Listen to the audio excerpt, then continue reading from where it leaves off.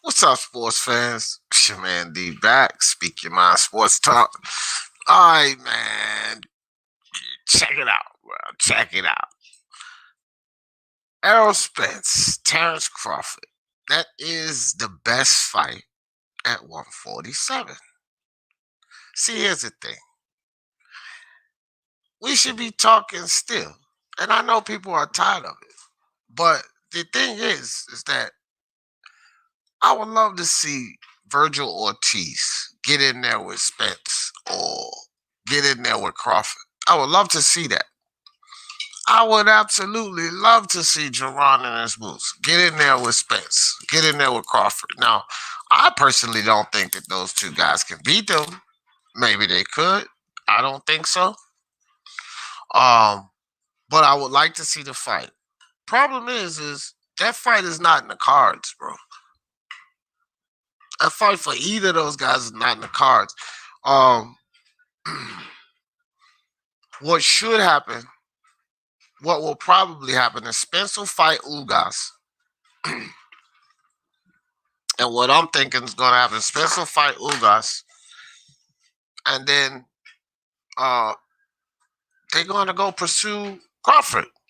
Now, I know there's a lot of people that say Spence ain't going to fight Crawford. PBC this, blah, blah, blah, blah. Look, man. I'm pretty much convinced that these two guys ain't fought because fans and all of that. Crawford could push his frustrations and but if it's to the point where one guy says, yeah, we're going to fight. Hold on for a second. Excuse me, guys.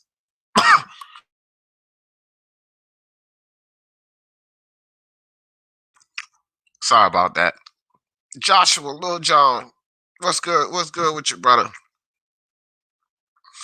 I see you, Joshua.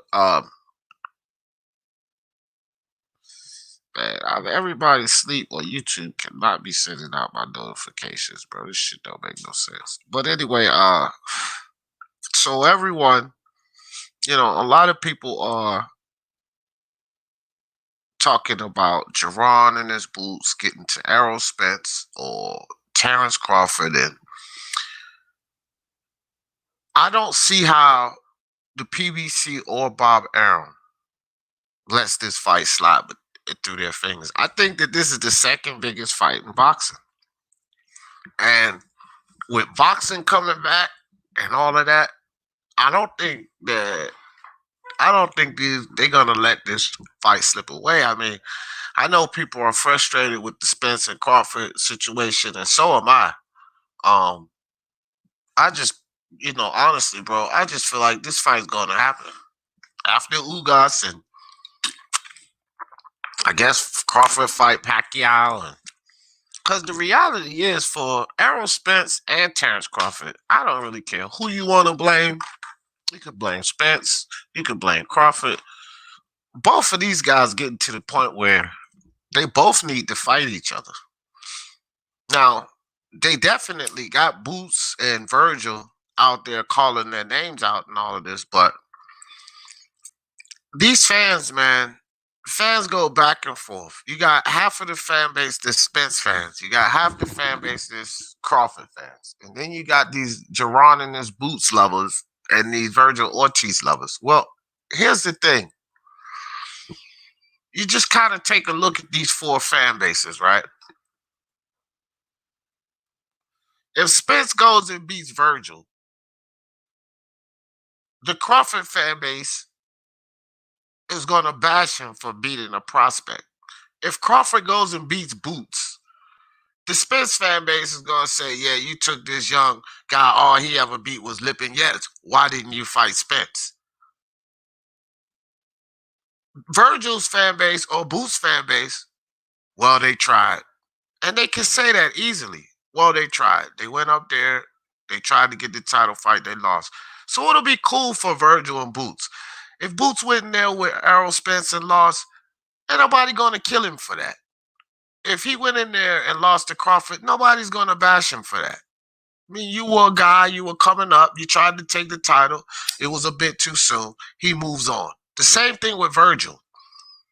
But if Spence and Crawford, if they beat these kids and then they don't fight the other guy, they will they won't get the respect for that because essentially they're beating a contender. You know, some people will give them minimal respect. Why? Because you thought that he may have been able to beat Brooke, or you thought he may have been able to beat Sean Porter, or you thought he may have been able to beat Danny Garcia, but you never know because you've never seen Vergil or Jaron Ennis Boots fight anyone on that level.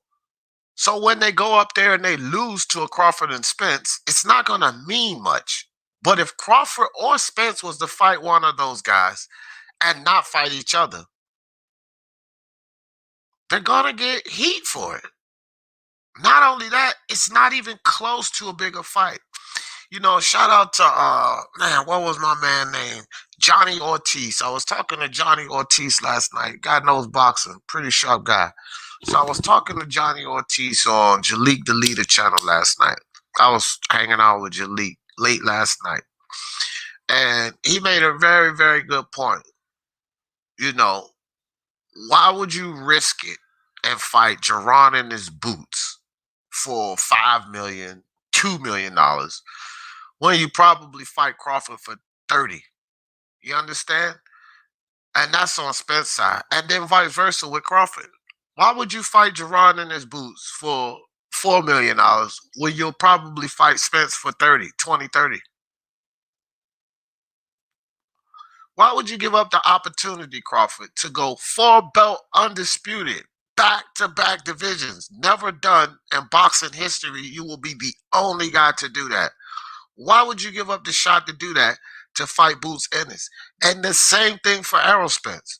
Why would Errol Spence give up a fight at 4-belt undisputed history? $25 million less potentially to fight Boots or Vergil. This shit makes no sense. Sometimes the fans, what they demand, it just doesn't make sense. You got to be reasonable here. You know, you talk about these things and people say, "Oh well, it's Crawford protection or Spence protection, or you just don't want to see Boots beat Crawford, or you just don't want to see Boots beat Spence." I don't give a damn who beats who. I want to see good fights. But we got to realize you can't make a demand and say someone is ducking, or Crawford don't want that Boots work, when he has a 4-belt undisputed match in front of him. That's still going to be priority. Crawford can say all he wants. Look, I moved past Spence. And these fans are taking that the wrong way. He moved past arguing about the fight. But if that fight presents itself on the table, Crawford and Bob is taking it. Trust and believe that, guys. Here's what I think. Boots is only 23-year-old. There's no need to fast track him. I don't really think, to tell you the truth, Joshua, that it's fast tracking. I believe these guys deserve a shot. They're earning their way up. They deserve a shot. Teofimo got a shot early. They deserve their shot. They fighting the guys. Jaron in his boots has literally been held back by politics. He should have been had better fights like Jamal James's and Blair Cobb's and maybe some of the UK fighters like Avenetian and these guys. He should have been had those fights, but nobody was willing to throw him a bone. Vergil was with Golden Boy, so Oscar got him in there with the right people because he's one of the majors. But Boots is not signed with any of the majors. People have this idea that he's signed with the PBC. He's not. He just came on to Punch Drunk's Live. Punch Drunk did an interview with him, and he explained that he's not tied to the PBC at all. He said Al Heyman and them worked the deal, and they extended the Showtime situation to him where he could fight on Showtime, and that's it. But there's no signing. He's not signed with any of the majors, which is why he's had a problem getting the fights of the guys that will put his name out there. But he's an official talent, man. You can tell that. Lipinets solidifies him as a contender. Lipinets doesn't solidify Jaron in his boots to be able to beat a damn Bud Crawford. But you hear a lot of people running around here saying that, look, man, I can see it in Boots. I know Boots. You can look at Boots. No, Lipinets doesn't solidify that for me. But it does say that he's here now. He is a contender. He is a problem. Those statements I do agree with. But to put these guys over Spence and Crawford when they've not even fought nowhere near the level of competition, I can't get with that. I really can't get with that. And you know something else I just said on Jalik's channel last night. If Spence don't pursue Crawford after this you guys fight, I'm done with him. I'm done with him because it's not that it's Spence or I blame Spence or anything, but bro, after a while, I can't keep going with that because it's the same thing that Tank Davis. I was a fan of Tank Davis, and I saw Floyd and Ellaby. They kept screwing around, you know, and although that's his handlers, and he got to roll with how Floyd. Well, this is how Spence is with Al Heyman. This is exactly how Spence is with Al Heyman. Whatever Al says goes. So it's like Tank's situation with Floyd and Ellaby. Whatever they say goes. When these guys are like that, then if that's what you're going to do, you're deciding to let this man run your goddamn career, then I'm not going to deal with that. And I'm not going to be a fan of yours because I don't like the way you move it. You got to go to 4-belt undisputed. I gave you the pass with Porter. No, actually, I didn't. I flamed Spence for that. I called him. I said he was ducking that fight because he said he was going to go negotiate. I got a video up saying he ducked that fight. I'm not going to give you a pass again with Ugas. So, okay, you're getting a unification match. Fine. After this, you need to get the last belt, just like Jamel. Jamel beat Rosario. He's going after Castano. That's how it needs to be done. All of this rigmarole, bro, all this back and forth and this bullshit. Jamel got beat Rosario. Now he's going after Castano. 4-belt undisputed match. It's rumors. All of these reports about him being on the that other card. Jamel came out with a post that said that's all rumors. That's bullshit. But he will keep us posted. I follow Jamel Charlo, so he will keep us posted. He said, but they've not sat down to negotiate or talk or anything. Him and the Castano team. But he said that fight he said when it happens, he will keep us posted. Basically, he didn't say anything about that fight not happening with Castano. He just said that the articles and reports right now are bullshit. They're bullshit. But we're going to get that fight because no way the PVC is going to let 4-belt undisputed slide through Jamel Charlo's finger. But not only that, Castano is PVC. So why would they allow Castano to take that belt somewhere else? They're not going to do that. So Jamel's going to get that. Just like the same thing with Bob and Suleiman, how they finagled the whole situation with Vasil Lomachenko. Bob Arum and Suleiman did that so that Bob Arum could keep all of those belts in-house at Top Rank. And the PBC is going to do the same thing. They're going to put Castano and Jamel Charlo in there together because regardless of who wins, Castano and Jamel, the PBC gets to keep all of those belts in-house. So we will get that fight. Keisha Alexander, what's good with you, brother? Bruce Gold, salute to you. Joshua said, I think Bruce needs to have a few more high-profile fights before being mentioned as a good opponent. I don't think so. I think he is a good opponent for them already. I'm just saying that fight cannot take priority over Spence Crawford. That fight cannot be a demand where they say, oh, if he don't fight him next, he's ducking. Okay, this is what you're hearing. And even for the Crawford, Spence, it doesn't matter. With Vergil, if they don't take this fight next, they're ducking. No, they're not ducking these contenders, bro. They're not ducking these contenders. Especially, they need to fight each other. They're ducking each other if they don't pursue that fight. That's where the duck is. Since Broner wants to hang at 147. No, that's a good shout. That's a good shout. Yeah, feed Broner the boots. I'm not really feeding them, but that's good. That's good work for boots. Big up D. Might get the okay. That's what's up. G-Man rocks, baby. That's I'm gonna put it in every time, dog. My man G-Man, appreciate you on the super chat. And hey, like I always say, every time if y'all ain't been over the G-Man boxing, that's the title right there. Just punch it in, man. You gotta get over there. G-Man be on point. On 1,000 points. Jack Kyle, what's good with you? Flame more 24 in the building. What's good, brother? I heard that new song, bro. I didn't even comment on the video, but yeah, dog, I like it. Y'all check out my bro Flame on. Be dropping that goddamn fire music, dog. Go to that channel right there. Listen to some of them tracks, bro. Flame be spitting. That's my dog right there. What's good with you? What's good with you, Josh? Oh shit. Appreciate you, Flame. Appreciate you, fam. Appreciate that. Flame with the super chat. That's what's up, dog.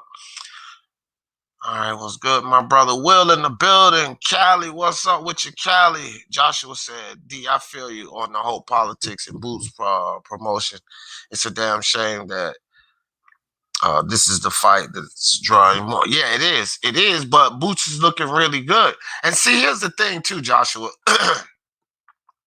when you have people wanting Spence so bad, a lot of people they've lost interest in that fight. They have no faith that the fight is going to happen. They're tired of talking about the fight. Now you have these kids coming up like Boots and Vergil. So the fans want a good fight. We ain't gonna keep talking about Spence Crawford. Spence don't want to get in there with Crawford. Crawford don't want to get in there with Spence. Whatever fan base is saying, whatever. So they tired of talking about that. So they want to talk about something that could potentially happen. Boots is moving up in the ranks. Eventually, he'll be a mandatory to one of them, most likely Spence. So this is a situation that will be forced, especially if it's through the IBF. Think about that, because they will strip Spence's ass. They will freaking strip him. Last time he satisfied the IBF mandatory was Carlos Alcampo, which was 2 years ago, which means the time is ticking. So they're going to start talking about that fight because, shit, he ain't fighting Crawford. Well, let's talk about this one because he's getting ready to be forced into a situation where he has to fight Boots or give that belt up. So now they're talking about that because it doesn't seem like Al Heyman want to release the okay for you to go fight Crawford. So now you're going to be forced to fight Boots. Now you can't run away from this. And you got fans feeling like Boots will beat Spence. So they will feel like he will try to duck Boots because of the way he ducked Crawford. Or at least that's their perspective. Oh, Joshua Littlejohn. You understand? So I understand where people are coming from these different angles. The problem is, I don't agree with it. But fans, you gotta as fans, we gotta understand what the other side is saying. Do they have valid points? Do they have valid points to feel the way they feel? Me personally, I say they do. Spence has not fought Crawford for whatever reason. Now I know prior to the pandemic, and I wasn't giving Spence any heat until after the Porter fight. And then I found out that he and Danny Garcia on January 25th, which was before Spence fought Porter and before Danny Garcia fought Adrian Granados, I found out that Spence and Danny Garcia agreed in principle to fight each other, which means they never had any intentions of fighting Terence Crawford. And then after the Porter fight, Spence didn't even mention Terence Crawford. So I had to call Spence a duck on that situation because prior to the Porter fight, you went on Fight Hype and you said, after I take this belt from Porter, we're going to go back to the negotiations table and then let me hear them talk 50-50. But you never did that. You never even went to the negotiations table.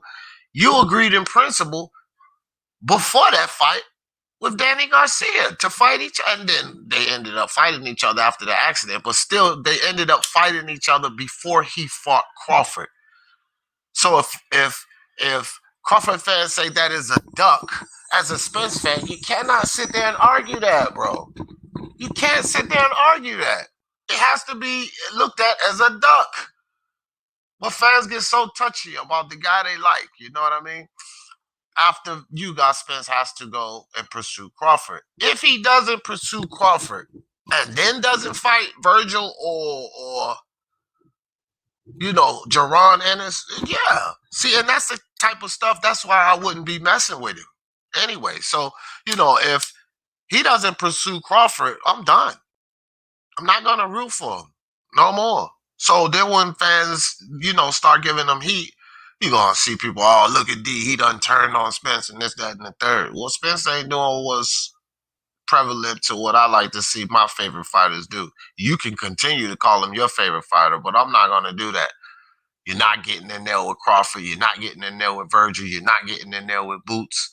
Nah, bro, I'm not trying to watch this PBC foolery. If they turn him into a Tank Davis or a Deontay Wilder, that dumb shit they was doing, I'm not gonna be sitting here rooting for Spence, holding them down, and that's the foolishness they doing. No way. Chin Smoke, what's good?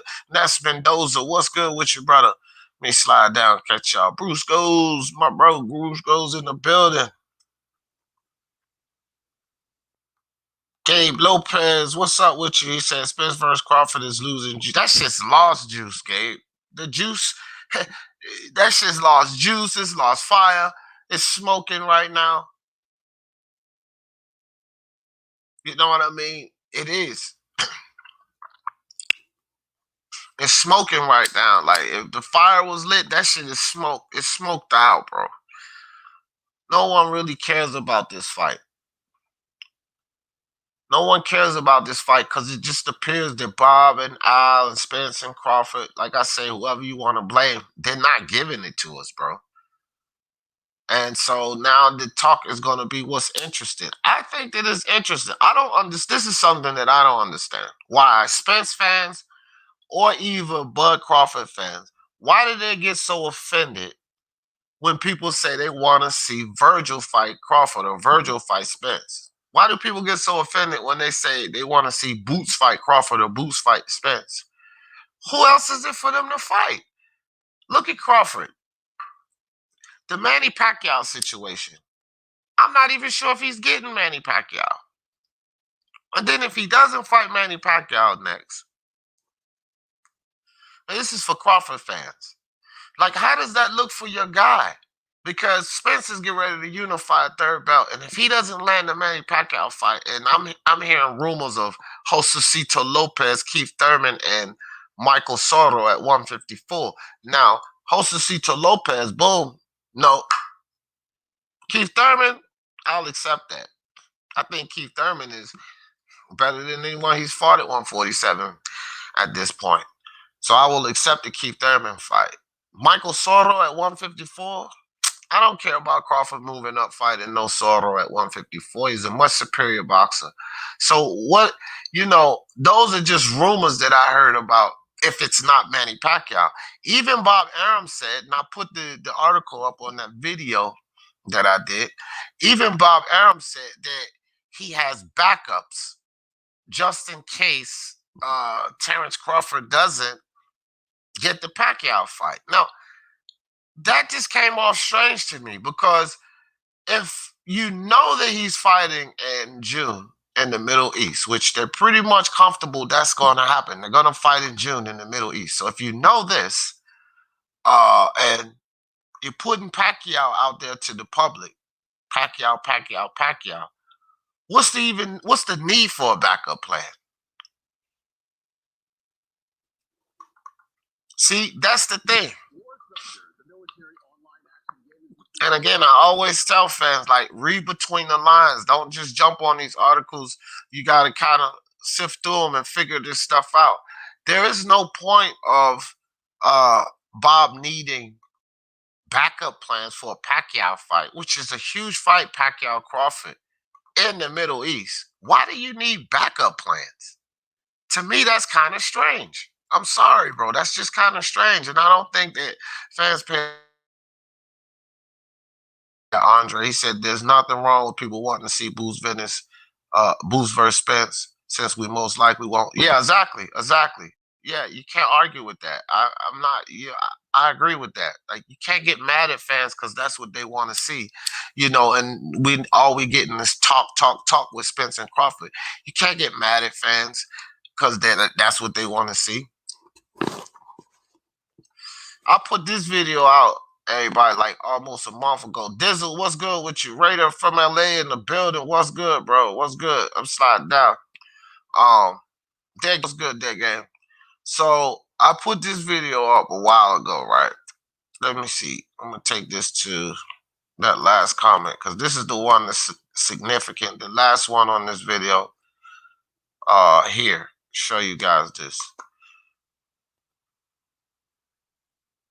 All right, so right here, bro. This comment here.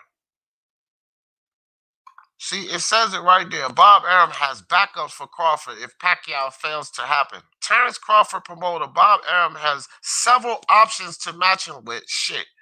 Let me back that up a little bit. All right, here it is. He said it has several options to match him against in his next fight. Listen, if he's unable to close the deal to negotiate.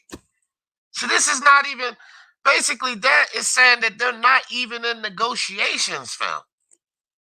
So he has backup plans. That's what I'm saying. We gotta read these articles, bro. What the fuck? Oh, damn. My bad, man. That's why I'm like, we gotta read these articles, bro. And not just take pieces of it. Right there at the end of that, it says if he's unable to close the deal to negotiate a fight. They're not even in negotiations at this point when this article came out. And this was probably 2 or 3 weeks ago, which means they hadn't even started negotiating at that point. And everybody's hollering Crawford Pacquiao. There's a good chance that that's not the fight he gets next. We have to understand that it's a dangerous fight for Manny Pacquiao at this stage of his career. It's a dangerous fight for him.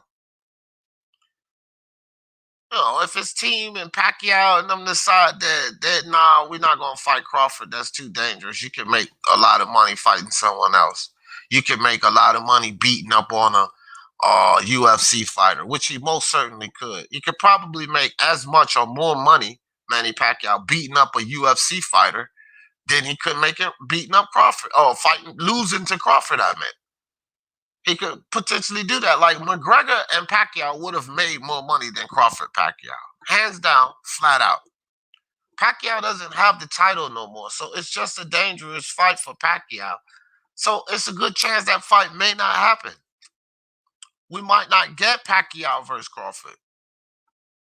That's a good possibility, man. So I don't know, man. This video here, I didn't even speak on it. This is just the actual video. I just put all the different articles that popped up, and none of them said anything about an announcement on the fight.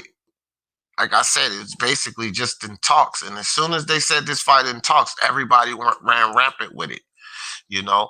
But Jaron and his boots and Vergil Ortiz, hell, a bigger fight would be them against each other. But, you know, people want Spence and Crawford to put 4-belt undisputed to the wayside and fight one of these kids. But then they say, well, they're not going to put these kids together because they're on the come up. That makes no sense. That's why this era of boxing is all twisted, man, because guys should just fight each other. All of these reasons why they're on the come up, they're trying to build the fight. Okay, yeah, I get all of that. But if we got all of these excuses of why guys shouldn't fight each other, that's why we have all of these back and forth conversations. Jaron and his boots and Vergil should fight each other. They're the two hottest things coming up. They should fight each other. Just like people want to see Teofimo Lopez and Devin Haney. Well, if I'm not mistaken, they're younger than Jaron and his boots and Vergil Ortiz. So if y'all want to see a 22-year-old and 23-year-old get in there and clash, well, then why the fuck not Jaron and his boots and Vergil Ortiz? If you want to see Devin Haney fight Ryan Garcia, Ryan fight Teofimo, what's the deal with Vergil Ortiz? Because Ryan doesn't have a belt. I don't get it, man. Daniel Dubois just fought Joe Joyce. Prospects. Joyce is not young, not a young prospect. Nevertheless, still a prospect. Most avoided was good. He said IBFP in love with Canelo is pointless. Everyone is biased. Well, I mean, again, man, Nuke just speak on a whole lot of the bullshit people say about Canelo. Just that point. I don't think there's no purpose for Nuke to flame Canelo. He got his own thing. He supports his fighters, and that's what this channel is about, supporting his fighters. Me, I support my fighters, but I just support the idea that everybody should fight everybody. And I hold that idea more than my support of the fighters. And some people just support the people that they're gonna support, and that's it. It's a lot of bad things to say about Canelo, but you could spend all year next year and then the year after that defending him for some of the crazy things. And that goes with most of these fighters. It's been times up here where I defended Deontay Wilder because I felt like fans was getting out of hand. So, I mean, look, man, you're going to have people defending guys. You're going to have people bashing guys. Then you're going to have channels doing it both ways. This is just a channel that's going to do it both ways. I'm not going to just defend fighters but some channels, that's what it's about. It's not really about bashing the guys that they're fans of. They're going to defend them because there's enough people hating on them. So it's enough material for him to make over and over and over and over again about people hating on Canelo because, dog, it happens every day. So you just hear him make a lot of videos combating these haters out here that's not making sense. You can bash a guy with validity. Now, if you bash a guy and the points you're making is valid, then there's no argument. But you have a lot of people bashing Canelo, bashing Anthony Joshua with no validity, no substance behind it. And then so he puts videos up going against those idiots. Now, you could call that he's in love with Canelo, and at a certain extent, that's a perception that will be given when you protect the guy to no end. How many people said I was a Teofimo fanboy? Most have voted. You've been over here. Fanboy, D just a Teofimo fanboy. Okay, whatever. That's how it looked because there was enough hate going on for this kid. Enough people running around talking about this, that, and the third. He ducking Devin Haney and all of that. Fine. So I was on the protection. But I flame Teofimo because, again, this is a channel that will also give flame to Teofimo. I'm not just going to keep going after all of these people showing hate to him because I could do that all day. It's people showing hate to Teofimo all day. So I could just make videos. I haven't made a Teofimo video or popped a Teofimo live in I don't know how long. So I could do that, but I don't pride myself with doing that shit, bro. So it is what it is. Tycho TV, what's up with you? 2 hands in the building. Pap, pap. Boots Ennis, #1 pound for pound. Yeah, dog. #1 pound for pound. Lippin Yats puts him right there. 2 hands. He puts it right there. Oh shit, man. Manny old enough to be in the Legends only league. Manny's an ATG, man. That's it. And I have nothing bad to say about Manny Pacquiao. He's an ATG. He's a respectful guy, respectable guy. I mean, Manny Pacquiao to even still be fighting, man. Look at how many fights he has. 70-some fights. These guys, man. Manny he's the man. I have no beef, nothing to say about Manny Pacquiao. Much love and respect for everything Manny Pacquiao brought to boxing and what he does. So shout out to Manny. Well, back in 2015, Bud turned down Pac only offers $4 million and $20 million for Bud. Bob is greedy as fuck, bro. And with that whole Pacquiao and Crawford situation, this is a little bit of context left out of that. But I will say this though. I don't trust Bob in these situations. It is some context left out of that. I don't really want to go into that. Well, one thing you're correct about 110% is Bob Arum is greedy as hell. There's no denying that. The dude is greedy, bro. And a lot of fights don't happen because of Bob Arum's greed, and he points it to the other direction, and people fall for it. So it is what it is. D Hodges in the building. What up, DJ? Chat, salute. LDBC family, salute to you, D Hodges in the LDBC. What's up with you, brother? What's up? Appreciate you sliding through, fam. Everybody saluting. Smoke in the building. Wait a minute. High past smoke. Oh, Chin Smoke. Oh, okay. Damn, 2 hands. When you said smoke, I was thinking, my dude, get this smoke. All right, we're boxing talking news. What's good with you? Vergil Ortiz, pound for pound #1. Hey man, fuck it. You know, you and Two Hands could be reading the future. In the future, these two guys could be considered pound for pound number one. What if Boots goes in there and beats Spence? What if Vergil goes in there and beats Crawford? And then one of those two kids, they fight each other. They don't fuck around. And one of them end up getting 4-belt undisputed. That could actually be right. People would start considering them, or at least talking about them, as pound for pound number one. Because they beat a Crawford, they beat a Spence. Then they went in there and they got 4-belt undisputed. Just think about that run. Hell, for Vergil, it would be okay. So people were doubting him. He went up there and he beat Errol Spence, took his 3 belts. And then Vergil beat Crawford. They meet up. Vergil would have got his validity because he has a better resume than Boots, and he would have beaten Terence Crawford. Now these two meet up. So now they're valid because they've beaten Crawford and they've beaten Spence. And then they get in the ring and one of them becomes 4-belt undisputed. They could very well be considered pound for pound number one. And it would be like Mark or Two Hands this morning was reading the future. That could actually happen. Now, would I bet on that? Hell no. Because I think Vergil and Boots will lose to Spence and Crawford right now. That's what I think. I know a lot of people think it's just one way. They'll only lose to Crawford. I think that a lot of people have more faith that these two guys will lose to Crawford and they both have a better chance to beat Errol Spence. That's fine too.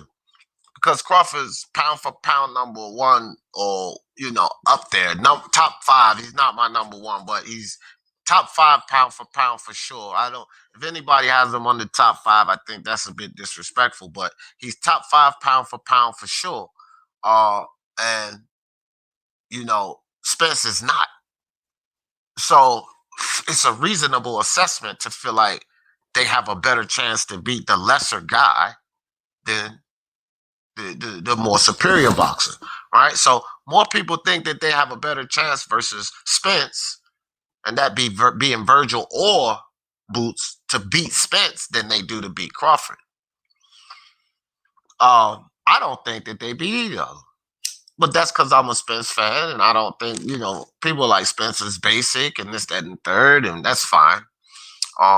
That's their assessment. I don't think that Vergil or Boots beats either of these guys.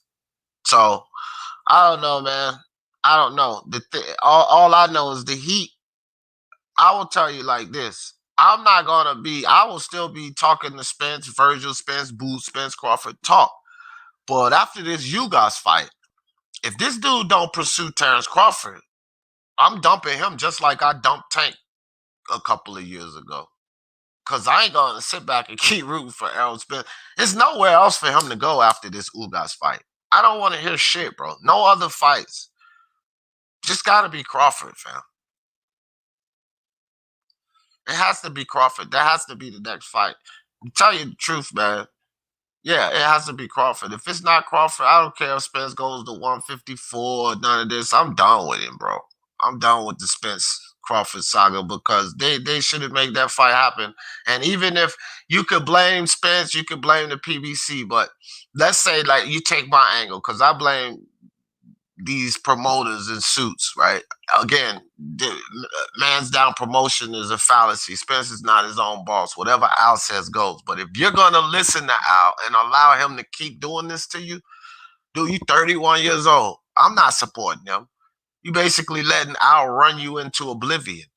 I'm not supporting that. So I don't care if it's Spence, if it's Al, I'm not supporting that type of run. He has to go Crawford next. Period. No questions asked. That's why me personally, I don't want to hear shit about Boots and Vergil when it comes to Spence. I'm a Spence fan. He has to take the best available fight next. That is 4-belt undisputed. Terence Crawford is the best available fight. Boots Ennis versus Spence is not Spence's best available fight. Vergil versus Spence is not Spence's best available fight. His best available fight is 4-belt undisputed with Terence Crawford. And if he doesn't pursue that after your Dennis Ugas, I will have to replace Spence as one of my top 5 fighters. I'm telling you guys right now. This picture will be removed. Has to be Crawford after this. Even if he fights Boots Ennis or Vergil after Ugas, I'm dumping him, man. I'm dumping him. I don't want that fight. I'm telling you guys right now, I don't care. Like, oh, that's a good fight, though, D. I don't care about a good fight. 4-belt undisputed, bro. You see Josh Taylor and Jose Ramirez, they're not fucking around. Teofimo Lopez, he wasn't messing around. You know, Suleiman did what he did, but that kid was going to be 4-belt undisputed. That was his intention. Forget about how Suleiman screwed all of that up. Spence is messing around, bro. And it may be on the behalf of Al Heyman and the PBC, because that's what I truly believe. They have the power. Spence don't run his own career. He allows them to run them, to make the decisions. But it's still messing around. I ain't going to keep supporting nobody who's messing around, fam. I'm telling you, not me. Or do you want to see that fight? What are you talking about, Raider? You must be talking to someone else, because I want to see the fight. I tell you that. What the hell? I want to see the fight. Let me scroll up and see what you're talking about. Salute. What's up? What's up, Raider? What fight? I don't even see no comment. All right, let me slide down. El Jefe in the building. Box the Monster. What's good? Salute to G. Jeffrey chat. Just stop to hit the like button. Appreciate you, fam. B. Romero. What's good, B? B. Romero in the building. Good to see you, fam. B. Romero said Canelo beats Roy Jones Jr., James Toney. Oh my gosh, bro. Be you crazy, dog. Hell no, man. No, get this motherfucking ass whooped with Roy Jones and James Toney. Get knocked the fuck out. That's priceless. Joe Smith Jr., pound for pound #1. Yeah. More foolery. Yeah, what's up, MMA champ? You and that tomfoolery, Joe Smith Jr., pound for pound #1. Raider, what's good? Boots versus Spence doesn't sound like fuckery to me. Joshua, it's a good fight, but I don't want it, fam. Let me tell you why it's foolery. I don't understand why y'all don't get this, bro. I do not understand why y'all don't get this. That fight is foolery. Or let me phrase this the correct way so that no one gets this twisted. If you're a true fan of boxing, forget about being a fan of Spence. I am a fan of Spence. I'm a huge Spence fan. But if you're a true fan of boxing, Joshua Littlejohn, for Spence to pursue or to get into a fight with Boots after this Ugas fight, it's fuckery. Because 4-belt undisputed should be the fight. I don't understand what y'all not getting about that. I am a Spence fan. I want to see you achieve greatness. I want to see you go after 4-belt undisputed. You fighting Boots next? And you got 3 belts and there's only 1 left to get? To me, it's fuckery. My question would be, why is that not fuckery to you and Raider? That's the question. Why isn't it not? You're telling me he shouldn't pursue Crawford for 4-belt undisputed? It's okay that he fights Boots? Are you guys insane? You must be crazy. Ain't no way, bro. He said, nah, they already do listen to the streets. The pound for pound #1, everybody's shaking in their boots. Yeah, man. Hey, man, I don't know.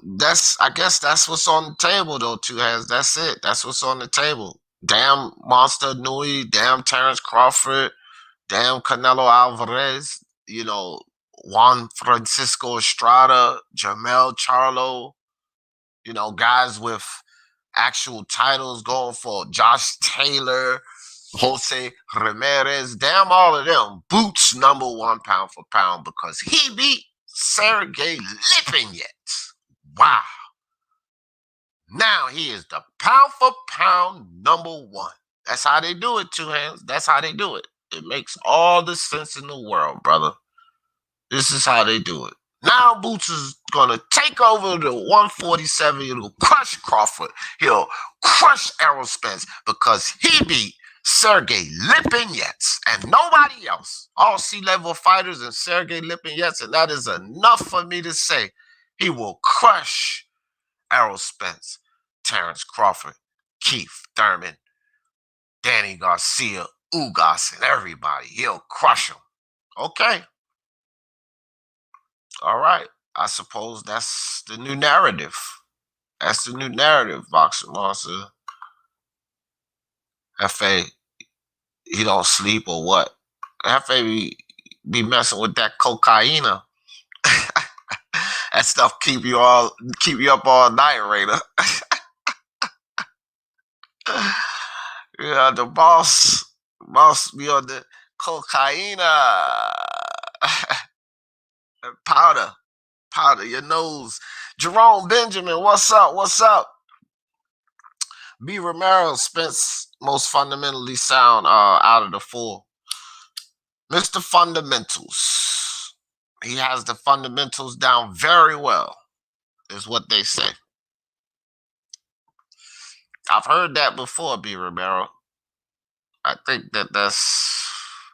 I don't know, that statement's somewhat skewed in my opinion, but I feel you though. I hear people say that though. We can't use the radio because I'm smoking at the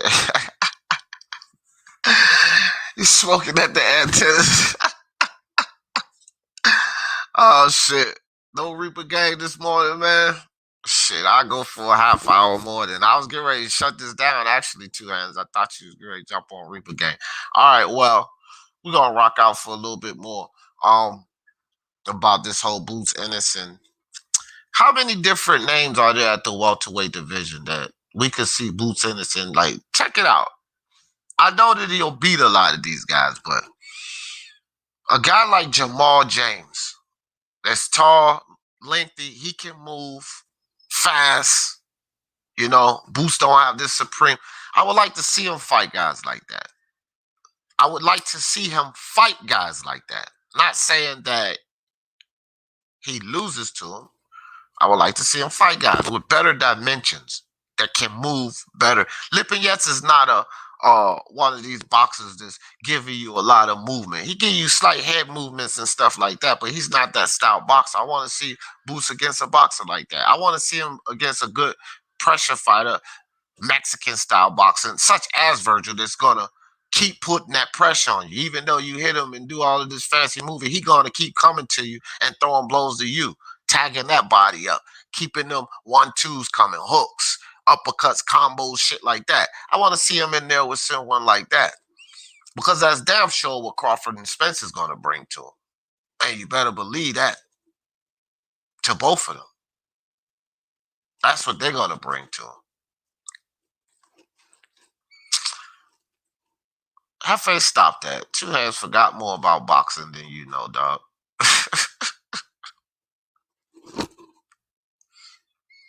Yeah.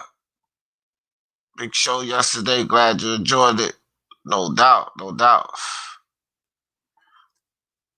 I'm watching Round and Brown part. What the hell are you talking about, Boxing Monster? He said, damn, I bet you've seen every volume. I have. I tell you that. Vergil Ennis, period. There you go, Flame On. Let's get it. That's what I'm talking about. Flame On in here talking some sense. Vergil Ennis, let's get it. You know, that's the fight. Why nobody clamoring about that fight? Vergil Ennis. You know? All right, I'm with that one. I'm with that one all day, Flame On. Joshua says, D, I was answering Raider 10 minutes ago. Oh, okay, I got you, fam. Jed Kyle, Spence Crawford needs to happen ASAP. Facts. That needs to happen, bro. Teofimo is ducking Ennis and Vergil. Yeah. He's ducking the hell out of them at 135. And with a statement like this, you said Two Hands don't know boxing? Yeah. Okay. and then make a statement like that. Alrighty then, El Jefe. These dudes ain't fighting their peers for real. Yeah. Yeah, that's definitely a fact, bro. Sam, what's good? Sam is an up and coming boxer. Y'all gonna see Sam holding the belt in the future. Sam, you gonna do it right, right? You gonna do it right, Sam. You're not gonna get a belt and be this prima donna on me, are you, Sam? Huh? Don't turn into one of these guys. Sam, you hear us talking about these guys? I'm telling you, Sam, you my guy and everything. I'm serious, guys. Sam is going to be a boxer. He's going to be a professional boxer. And he's probably going to get in there and win him a title. But, Sam, just listen to me. Errol Spence is my guy. Teofimo's my guy. I will flame them. So, buddy, when you get that belt, you got to do the right thing, bro. Fight the champions, because if not, your boy D. Jeff going to be over here flaming you, Sam. What's up, bro? Good to see you, Sam. It's been a while, dog. Good to see you. I've been doing well. I hope everything going good with you and the training and all of that, brother. Today's meant to be the day we find the date. Oh, right, Mark. That's good. Let's talk about that. Yeah. We supposed to get the announcement and all of that. You know what, Mark? If we don't get that announcement today, you know it's going to be a whole bunch of people throwing that fight in the trash. This fight ain't going to happen. I'm not defending that. I'm going to tell y'all right now. I'm not going to be doing lives and stuff defending that. We already got the afternoon lives planned out till Thursday anyway, because we're doing that 5-part series, which is really good, man. You guys get through there, because like a lot of divisions, I learned a lot just setting this whole 5-part series up, because I had to go research some of the lower classes to talk about this. And then, so if you just sit through and listen, you can learn a little more about these guys, because we always have people on the panel that know about them, who they fought, and we giving ideas. So it's a good little 5-part series. Who's the best in the divisions? We went from 115 all the way up to heavyweight, and we're taking the 3 best guys and those divisions, and we're just giving our thoughts on them. So y'all come check that out. That's the afternoon live. We've been doing it since Friday. We did part 2 yesterday. Part 3 is today. Part 4 is tomorrow, and part 5 is Thursday. So, but yeah, dog. They're gonna be people doubting it, Mark, if we don't get the announcement. You know, if we get another delay on the announcement, which I don't have a problem with that. We've midway through April, and you know, June and July is not too far away, so people having doubts on that fight 5, but I just can't fathom, for no reason, Fury, Joshua, Hearn, Frank Warren, or Bob Arum, or MTK Global for that matter, allowing $500 million to slip through their fingers. I can't imagine that. So people can have all the doubts they want. Even if we don't get the announcement today, I'm still confident we get the fight. That's how I look at it. So I'll just give my thoughts on it right now. Even if we don't get an announcement today, I'm still comfortable that we get the fight. Because I just can't, I cannot fathom Suleiman, Paco, freaking Warren, just whoever, bro. I can't imagine all of these people allowing 500, potentially $500 million to slip through their fingers. I can't see it. So I think we get the fight because of the astronomical amount of money involved. I believe we get this fight.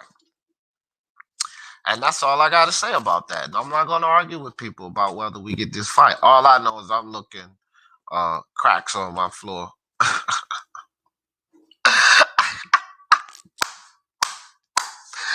Oh, shit. You know what the worst thing is, too, has when you actually see somebody doing that. Man, that's some crazy shots. I was in them dirty streets for years, dog, and I see that shit look outside on the sidewalk, walking by like, what the fuck are they looking for? These motherfuckers actually out there, out around the sidewalk, looking for a piece of damn crack. G-Man said, I say, he won't get the date today, Mark. Probably not. But even if he doesn't, man, we getting that fight. They doing Spence and Bud, how they did Keith. Yeah. Spence is the new Keith Thurman. I don't look. I heard that statement, and I heard some Spence fans going off when someone said, "Yeah, Spence is the new Keith Thurman," and I just kind of chuckled when I heard it because it's the same scenario, bro. The Spence was coming up. Crawford was at 140. Spence was coming up.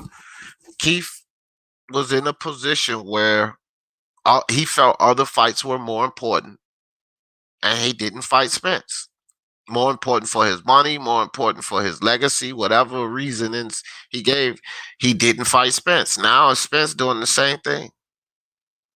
And if someone makes that analogy, why do you get mad or argue? I just chuckled when I heard it was Spence to do Thurman, and I thought it was funny. But the scenario is frighteningly similar. So if the scenario is frighteningly similar, then why you get mad at somebody who says that? I don't. I mean, look, man. Why? If you know, here's another thing, Flame on. If I don't, if I don't give validity to that statement, why would I even be considering dumping Spence as a fan? Because if he don't fight Bud after this Ugas fight, I'm dumping him as a fan. I might be right along with people calling him, well, D, why you don't mess with Spence no more? Because he the new Keith Thurman. You know what I mean? I mean, I might. That's how. So yeah, that's valid, bro. He got to fight Crawford, and it's been taking too long. So people calling him the new Thurman, fine by me. Boot stop Errol. IBFP will mandate it. Yeah, the IBF they may. But you see, I don't want everybody to get so comfortable with that idea either, because that's an idea that people have. Oh well, the IBF, they'll mandate, and if you don't fight the mandatory, they'll strip you. I wouldn't be so comfortable to say that they'll mandate Boots. We have seen the IBF mandate some of the craziest names, right? Is Boots number one? Did they put him as number one in the IBF yet? Uh, Let me see. Let me check it out where he is in the IBF rankings. Because here's the thing, and this is where a lot of people would get mad at the IBF. You guys got to understand these sanctioning bodies, man. They accept money as well. You understand? They accept all of these money, all of this money, and they do all of this dumb shit. Um, you know, so if the I say like this, the IBF puts somebody as number one mandatory in front of Boots Ennis, the fans are gonna go ape shit. Because oh no, they should have made Boots mandatory. They protecting Errol Spence. That's what's going to be, the narrative, right? Okay, so here we go. Here we go right here. And I don't know. I guess they haven't updated since Jaron and his Boots just beat Sergey Lipinets, right? So let me share this right here, guys. So this is what I want to say about that. And before people get on to, oh, D, you just protecting Spence, bro. Man, I'm not protecting nobody. Got to be reasonable about this stuff. We'll just do this. We'll just do this now here. We'll have the conversation here so that we don't have to have this conversation later. All right, so boom. Let's do this here. So this is the IBF situation now. But this is gonna change because Boots just beat Sergey Lipinets. But this is how it looks. This is the situation now in the IBF. So they have not updated this. Let me slide down, guys, because I'm behind in the chat. Make sure I ain't miss nobody. Iceman in the building. What's good with your Iceman? Flame Moon, Johnny. All right. Boom, boom, boom. I ain't miss no one. Dizzle in the building. Oh, Savage Kim, what's good with you? What's good with you? Angel Gallos, mi hermano, what's good? All right, let's rock. So, here it is. This is the IBF situation. Now, this is what's up there now, but they're definitely going to update this because Boots just beat Ennis. Let's say Boots slides all the way up to 3 because he ain't going to go past Porter. Not with a Sergey Lipinets win. Trust and believe. Now, Here's the scenario. Now, people crying about, oh, Boots get ready to be mandatory for Spence, blah, blah, blah, blah, blah. Boots would first probably have to get in there and fight Sean Porter, which would be a hell of a fight, right? Hell of a fight if he gets in there and fights Sean Porter. Custio Clayton's another name, David Avenetian. But the reality is, if the IBF, because Spence hasn't had a mandatory since Carlos Alcampo for the IBF. So if the IBF was to make Kudratilo Abdukakarov Spence's mandatory, fans will go apeshit. That's why I wanted to point this out. Fans would go absolutely apeshit, and then they'll PBC protecting Spence because they don't understand how this works. Boots will be moved up, but a Sergey Lipinets win is not going to put him past Sean Porter. And I don't give a damn what these fans cry about. Oh, no, man. They're trying to protect Spence. Boots should be number one. I think Boots beats Sean Porter. I think Boots beats Abdukakarov. Well, the IBF are not going to move Boots into first position because you think Boots beats Sean Porter and Abdukakarov. It doesn't work like that. So then if they throw Abdukakarov in there as a mandatory, why are they going to make Abdukakarov a mandatory? They should make Jaron Ennis Boots a mandatory. This is some bullshit. That's how the fans are going to see it because they don't understand boxing, bro. They don't understand. So while everybody's crying, Spence better make a move and fight Crawford before the IBF mandates Boots. What about Abdukakarov? What about Kudratilo Abdukakarov? See, here's the situation. Kudratilo Abdukakarov a while back and Sergey Lipinets were supposed to meet up in a fight as basically an eliminator. Then they would have been the number one mandatory for Spence. But that fight didn't materialize, and we all remember why. Okay? So they didn't get that fight on. So Sergey Lipinets goes and fight Custio Clayton. But that was not for the eliminator. You see what I mean? Being first and mandatory are two different things. But you're not listening that game. You're not listening. Didn't the IBF, what I said, the IBF and the mandatories that they put out, right? The IBF and the mandatories that they put out sometimes are confusing the people. No one could figure out why they mandated Carlos Alcampo to fight Spence 2 years ago. Explain that game. Why you telling me that being first and being mandatory are two different things? You think I don't fucking know that? I know that for sure. But didn't they mandate as IBF mandatory Carlos Alcampo to fight Spence? Explain that one to me. So what I'm telling you, dead game boxing, if the IBF mandates someone to fight Spence and it's not Jaron Ennis Boots, people are going to cry apeshit. Protection and all of that. Well, you can't explain to me why they ever mandated Carlos Alcampo, because I thought that was a ridiculous mandatory back when they mandated that dude to fight Spence. I knew Spence was going to demolish him.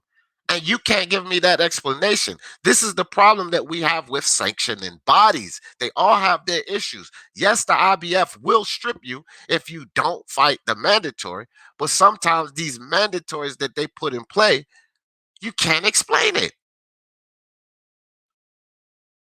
Look at how much heat that Teofimo is getting for fighting George Kambosos Jr. because people don't really want to see that fight. But he beat Lee Selby.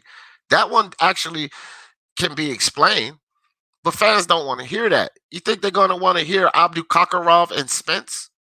Just imagine that, guys. After Spence fights your Dennis Ugas, do you think these fans are going to accept Abdukakarov and Spence? No, they are still going to flame Spence for not fighting Crawford, and now he will be ducking Crawford and Boots because Abdukakarov would be the mandatory. Sean Porter could end up being the mandatory. The IBF could do some screwy shit and make David Avenetian the damn mandatory, and people would really flip their damn wig. How the hell they make David Avenetian the mandatory?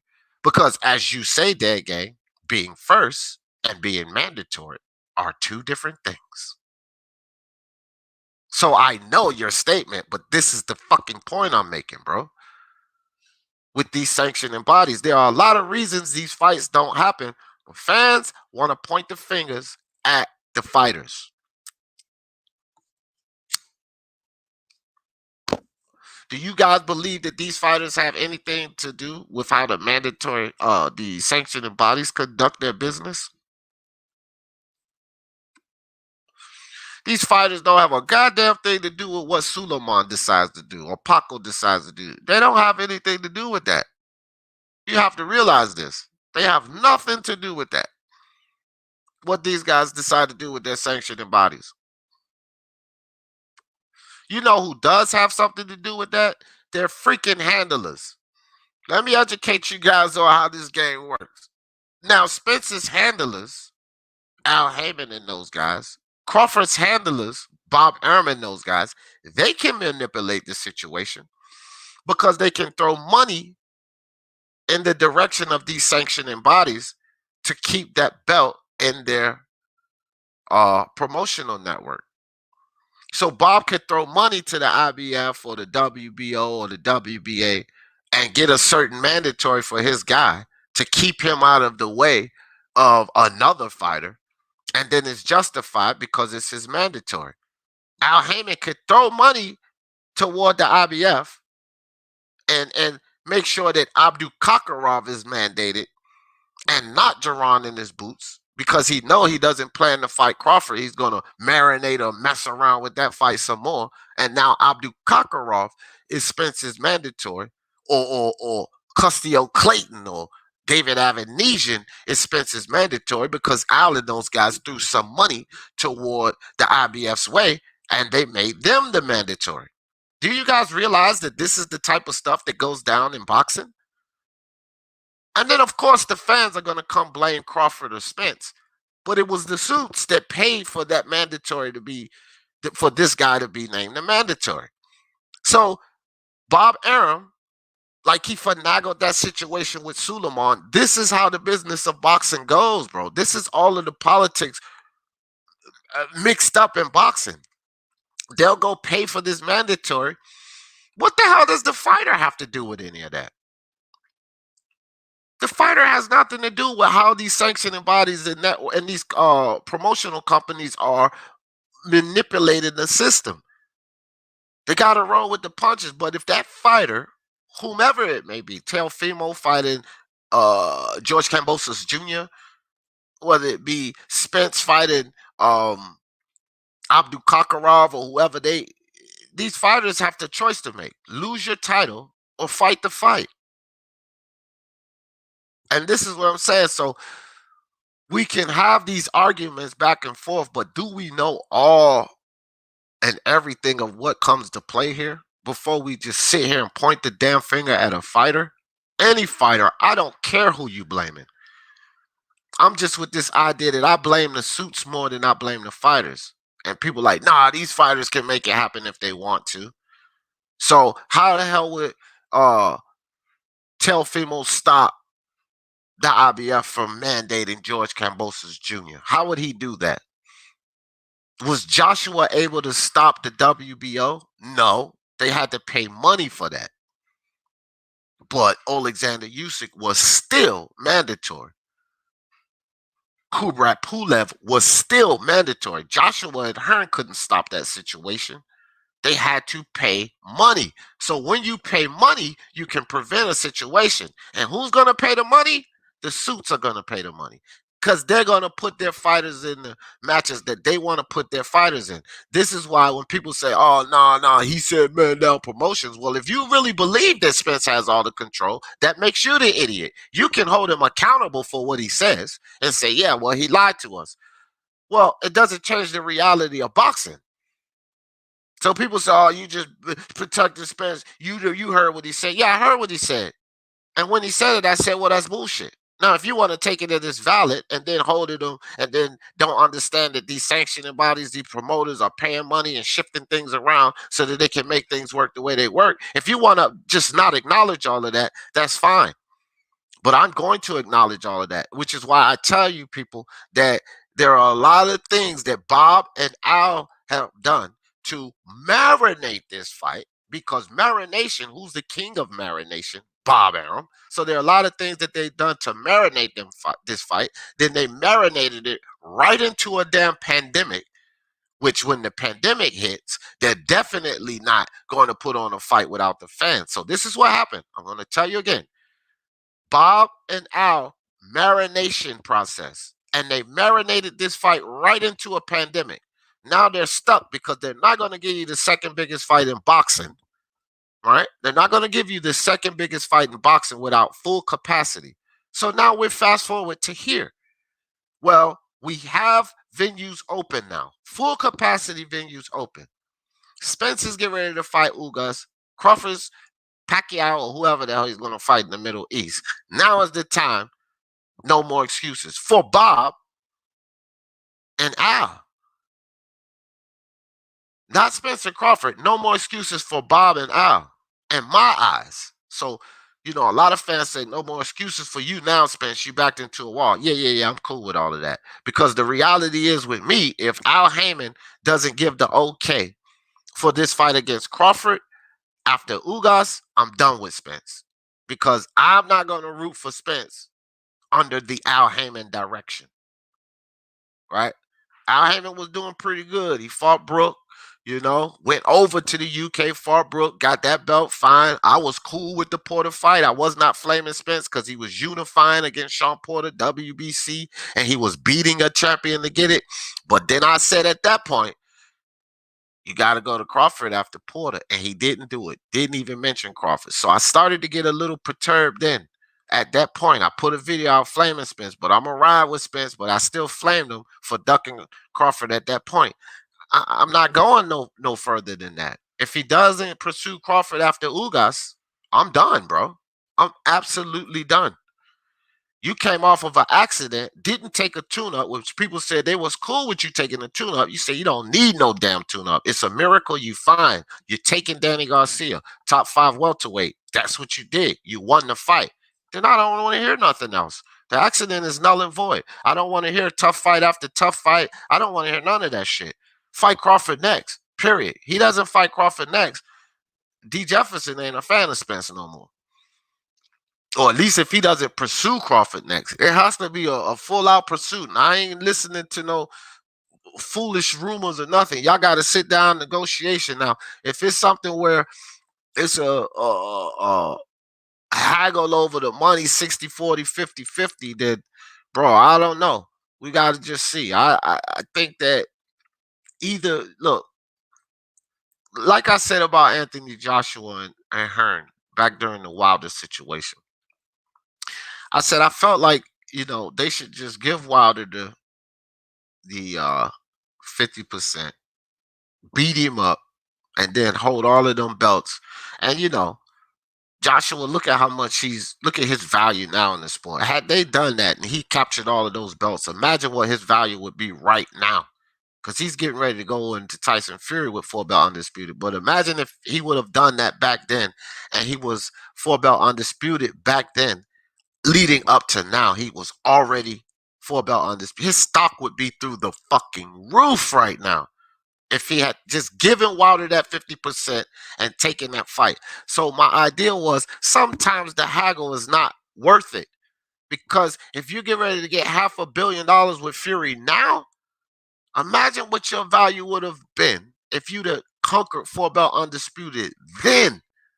So with Crawford and Spence, Al Heyman and Spence, I'm putting Al Heyman and Spence in the same position that I had Anthony Joshua and Eddie Hearn in. I'm holding them accountable the same way I held Eddie Hearn and Anthony Joshua accountable. I said that y'all should just give Crawford the 50 fucking percent and fight this guy. If you think you can beat him, if you think you can beat Crawford, Spence, Al Heyman, if you think your guy is the best, you should give Crawford 50% because it's going to incumbent you having all 4 belts. And Spence's stock will go through the roof if he beats Crawford. So stop haggling over the 50%.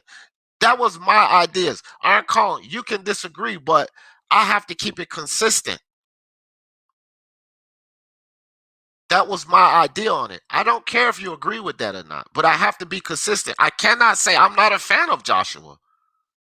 I'm not a fan of Anthony Joshua. So if I held Anthony Joshua and Hearn to the fire back then, which I still agree with that perspective, give him the 50%. You can say you disagree with that 100%, but what would AJ have been uh now if he already conquered four belt undisputed? How much more would his fights be worth now, Iron Kong? You can't disagree with that.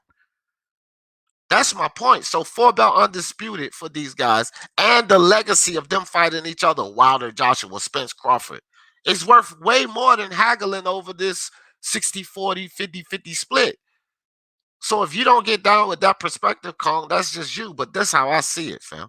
Al Heyman and the PBC and Spence need to stop screwing around and make this fight happen. Because now they have all the power. They have three of the belts.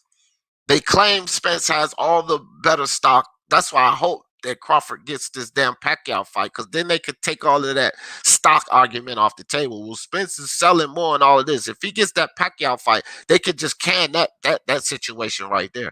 Then it would only really be a thing of the three belts. See, if Crawford goes in there and he fights Manny Pacquiao, which I expect him to beat Manny Pacquiao. So if he goes in there, he beats Manny Pacquiao. Then he comes back to the negotiation table. They can't pull this paper. Well, Spence did 3 pay-per-views and all, because that's the thing. They're leaning on the money. That's why I hate this money shit. But if Crawford beats Pacquiao, right now, his stock, his value, they cannot bring that argument to the table. Hell, you could maybe argue that Crawford at that point stock will be higher than Spence. So it has to be a 50-50 fight. They cannot be arguing over 60-40, this, that, and the third. I don't see why you don't agree with that, Iron Cone. Monster said, I'm bringing crack back. G. Jeffrey is my oh man, he bringing crack, man. I'm gonna speak up for it, man. I ain't promoting no crack, man. What's this cracks? The brother Two Hands talking about. It's an American thing. It's an American thing. You in the American streets, you get it full fledged, Jerome Benjamin. Out there in them UK streets, it might run a little different. If you bring it to a boil, minus the baking soda, y'all crazy, man. But yeah, dog, we get ready to hit up at this hour and a half mark. I got about 13 minutes, but yeah, man, I don't know. This whole situation with Boots, I just think Boots' win over Lippin Yets was great, but it's being overhyped. That's just how I feel about this, guys. This whole situation and everything going on. I just feel like Boots' win over Lippin Yets, great win. Boots established himself and all of that, but this win is being overhyped, man. This win is being overhyped, and to tell you the truth, it's haters on both sides. Some valid boxing fans that see boxing and they just uh they rate Boots high because of what they see him do. They're using their eye test, and for the people that have the eyes, I can respect them on that. But for a lot of these fans, bro, it's just fandom, fanboying or hating on the other fighter. They want to call Crawford a duck. Look at how many of these PBC lovers and Spence fans out here that, for every reason, want to call Crawford a duck. They want to call Crawford a duck. So now they're going to start popping off all of this boots nonsense. Boots to do this and Boots to do that, just so they can say, oh, Crawford don't want the boot smoke. Same thing with Spence. They always want to say Spence ducking somebody, so I don't even really care. But this is what a lot of this coming from haters and detractors, bro. These guys not wanting smoke from Vergil or Jaron in his boots. Like, man, not for 1 second is Errol Spence or Terence Crawford afraid to get in that ring with Vergil or Jaron in his boots. If anything, not even if anything, their handlers are not going to take that risk. That's what I'm going to tell you guys. Right now, with everything on the table, Bob Arum or Al Heyman, they're not risking Boots or Vergil, period. Not for Crawford, not for Spence. They're not risking it. Not that Crawford and Spence has any worries. I think they beat both of them. But again, if it was that simple, then we would already have the Crawford and Spence fight. Crawford and Spence would already be fighting. They're not fighting.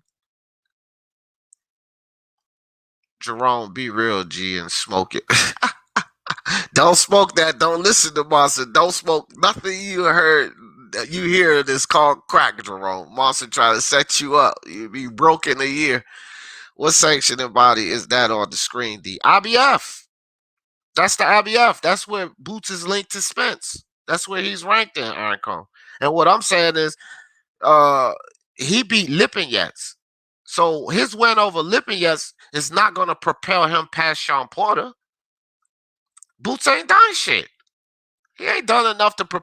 Porter's a former champion.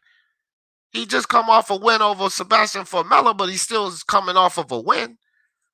So what the hell has Boots done to propel him over Sean Porter and the IBF? Beating Lipinets? No, so he'll be ranked number 3 in the IBF. That doesn't mean he's getting ready to be a mandatory for Spence. That was my whole point of putting this up, because you hear people running around talking about Boots get ready to be a mandatory for Spence. Bullshit. No, he's not. No, he's not. This is the ranking. They just haven't updated it. I just pulled it up online. I expected to see it updated, but it'll be updated within a week. And Boots will be no higher than 3. If they put him at 3, I think they should put him at 3, or at least 3 or 4. But he damn sure ain't gonna go past Sean Porter, and he's not gonna go past Abdukakharov, because Abdukakharov hasn't done anything to lose his number 1 spot. He's not lost a fight or anything. His fight with Sergey Lipinets was called off, and Lipinets ended up having to fight Castile Clayton, who's currently ranked number 4, because he and Lipinets had a draw.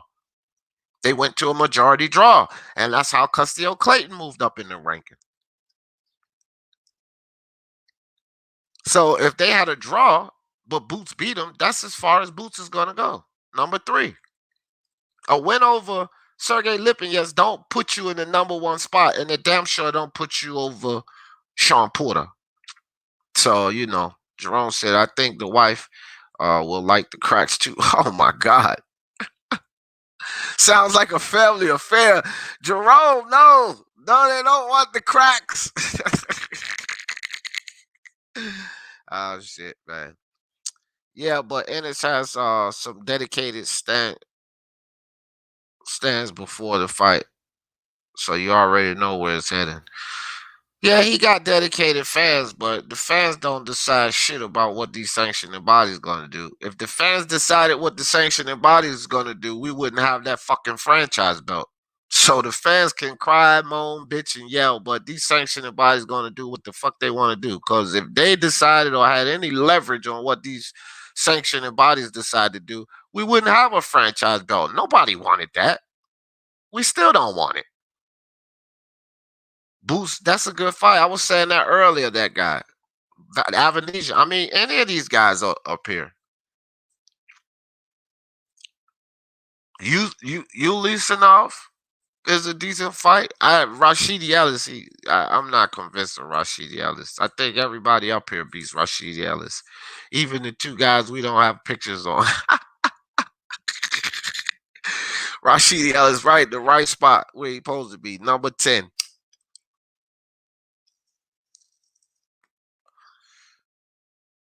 Let's see. In the UK, we are a little more reserved than our across the water brethren. Oh, okay. Yeah, for sure. That guy, I think Eddie is trying to get Avenesia to fight Daniel.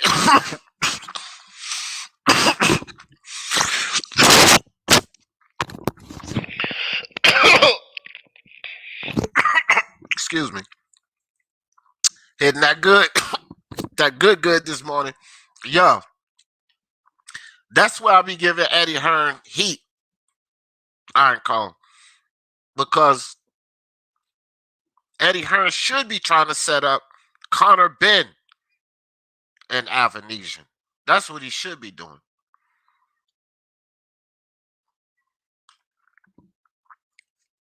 That's what Hearn should be doing. Connor Ben and Avenesian. Like he should have been put Demetrius Andrade in there with GGG or Murata or something. Right? This is what Hearn should be working on. Freaking Avanesian and Daniel. That's the nonsense. This was a good live D. I feel a bit more educated on the Boots situation than I was previously. I learned Boots is closer to contention. Yeah, he's a legitimate contender. He's a legitimate contender, fam. Well, that's what I was saying before anyway. These dudes are contenders, but that don't mean they're better than Spencer Crawford or they'll beat Spencer Crawford. But they're contenders. They deserve a shot at the title as anybody in that top five. Avanesian, Clayton, Porter, Abdul Now Boots is going to replace Lipinets. You know, two hands. Iron that's a good fight. Yeah. Question for the chat: is Errol fighting on Jamel undercard? Man, that's their game. That's a silly question. Let me tell you something. Errol Spence fighting your Dennis Ugas on an undercard? Bro, have you bumped your head and lost your fucking mind? I mean, seriously. If anything, it would be a pay-per-view co-main event. Spence and Charlo. They ain't gonna put Spence. What pay-per-view has Jermell Charlo had that game? I know he's going for four belt undisputed, but what pay-per-view has Jermell Charlo had that's gonna say they're gonna put Spence going for unification on a fucking undercard match, bro? The PBC, see, you a PBC lover, there, game. You with the PBC, you hold down the PBC. Now the PBC there, game, is about to charge the public for Andy Ruiz and Chris Arreola. And you think that they would put Errol Spence on a fucking undercard? If that's your question, fam, I think that it should be answered by now. No fucking way would he be on the undercard. Like I say, he would be a co-main, if anything, co-main. And that would, I don't know some of these questions, bro. PBC is money hungry, day game. It probably be two separate pay-per-view events while you bullshitting. They should put it together, then it'd be worth the pay-per-view, but I don't know if they will. Vergil beat his gym mate and called him out. What Crawford did. See, you're not ready.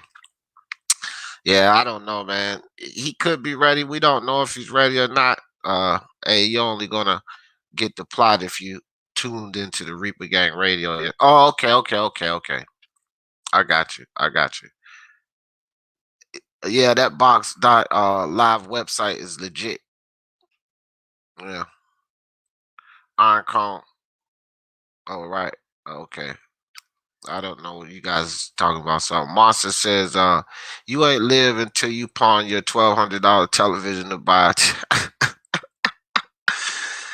Oh man. That's when you officially reached the pinnacle of the American dream. Y'all wildin'. DJ Big Leg, what's up? What's up, D in chat? I don't hate Crawford or Spence. I just want them to fight each other now. Yeah, I did give Spence the stick for ducking Crawford after seeing them talk. Spence said he's the easy path. Yeah. I mean, like I said about that whole easy black and brown boxing. What's good? James, what's up? James in the building. Appreciate you. Yeah, DJ Big Leg. What I said about that whole easier road to me is okay. So everything is about perspectives, right? Right. First and foremost, we got to realize that. Maestro, what's good with you? Everybody check out my man, Emil Carr, man. We got to get this man up, get him up. He's just starting off. He's got like 160, 170 subscribers. Let's bang that shit. Let's jump my man, Emil Carr. Beautiful channel. He just had an interview on there yesterday. Allowed me to hang out with them guys. Great interview too, Maestro. But back to Dragon Leg. And that comment there, I'll put it back up for you guys. All right, Dragon Leg. See, this is the thing, and this is what my perspective was on this. Easier road. Why wouldn't I take the easier road? Immediately, fans said easier fights. Why wouldn't I take the easier fight? Tough. Bud Crawford's the toughest fight. So I'm going to take all of these easy fights and then fight you. There is another perspective you can take. You don't have to believe this, or you don't have to take this perspective. And a lot of fans not taking this perspective because they don't want to take this perspective. They want to say Spence is ducking. Fine, Spence is ducking. We got that out of the way. I even got a video saying Spence is ducking. But if you leave that to the side, Errol Spence says he wants to take the easier route. Easier route, in-house fights. That is another perspective because was it difficult for him to get the Sean Porter unification? Did he have to jump through hoops? Did he have to go back and forth? No, it was easy to make that fight. Is it going to be difficult for him to get the Ugas unification? Is he going to have to jump through hoops, argue back and forth? Bob Arum and his foolishness, which everybody exonerates Bob Arum on everything he does in this situation and just blames Spence and the PBC. Or is it going to be easy for him to make this fight with Ugas? See, when it's on the same side of the street to unify these belts, it's been proven that it's easier for Spence. Easy road. Now, easy road could be taken in the perspective of easier fights, but is all of that smoke? Easy road could also be taken in the perspective of easier fights to make. Either way could be the easy roads. And because it's in-house, these are easier fights to make.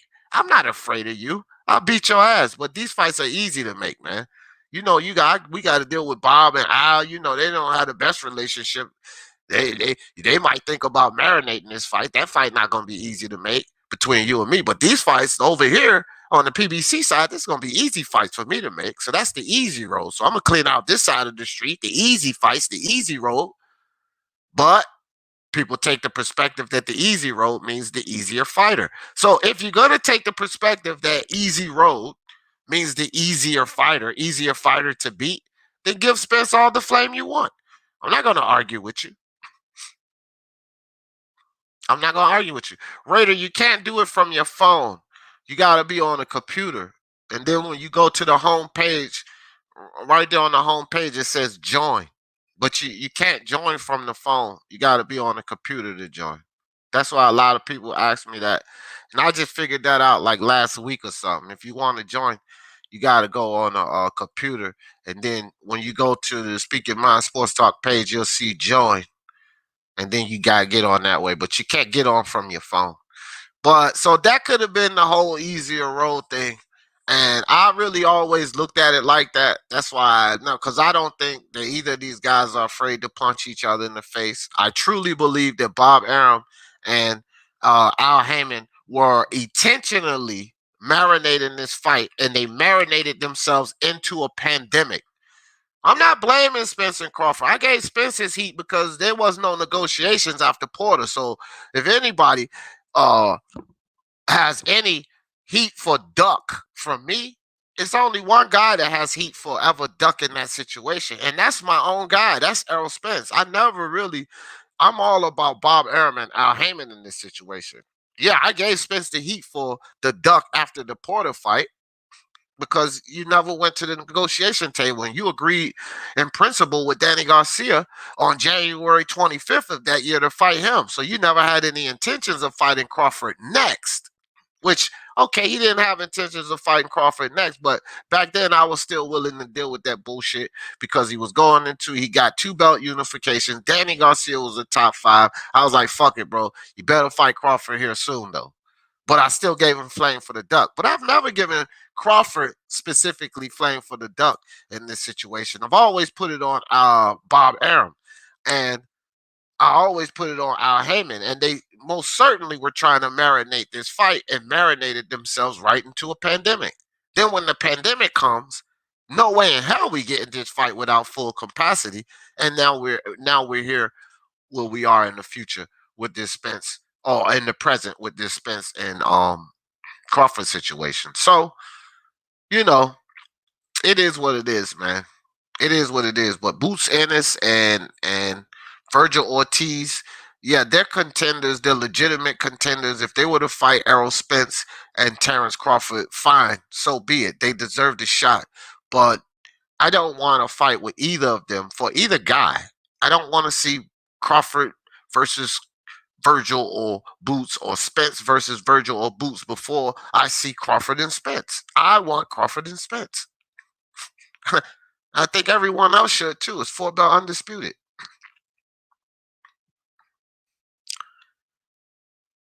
You need to join on your iPhone. Whatever, man. No, you don't.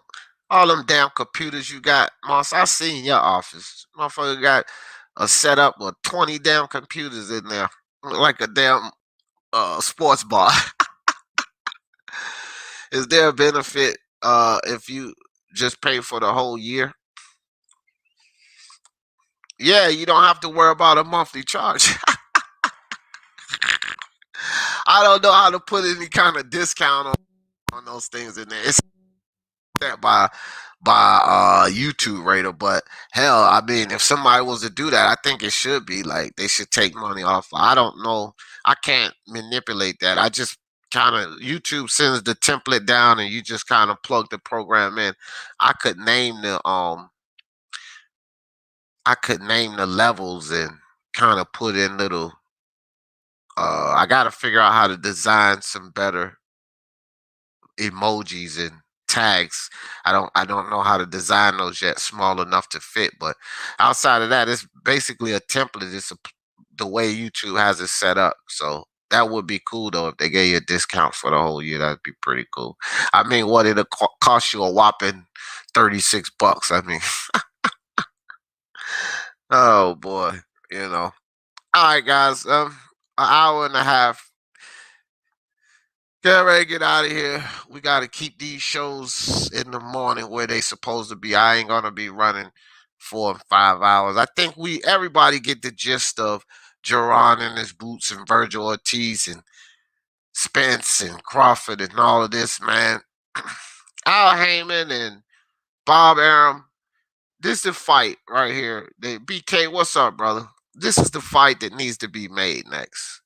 They need to hurry up and make the Spence Crawford fight. Suppose Spence takes another L to a carve. Yeah, I mean, anything can happen. Suppose Crawford gets struck down by lightning, Iron Cone. You know what I mean? What's the point? Suppose a suicide bomber rides past Crawford and just decides to explode right there, Iron Cone. I mean, you know, yeah, anything can happen. So I agree. They do need to make this fight happen. You know what I mean? Spence, I mean, you could say Spence took a L to the car, but it just cost him some time, a layoff, because he ain't took a L in boxing. So, I mean, it is what it is, fam. He ain't took a L in boxing. That's outside of the ring. I don't mix outside of the ring with inside of the ring pretty much with no one. Not Tank, not Floyd. I was a fan of Floyd. He was smacking broads and going to jail outside of the ring. That ain't had nothing to do with him beating niggas' ass in that square circle. So I feel you, Iron Cone, but they do need to make the fight. That's one thing we agree on. But hey, man, get ready to get out of here. Y'all know how I always end this thing. For the love of sports, let's talk about it. Peace.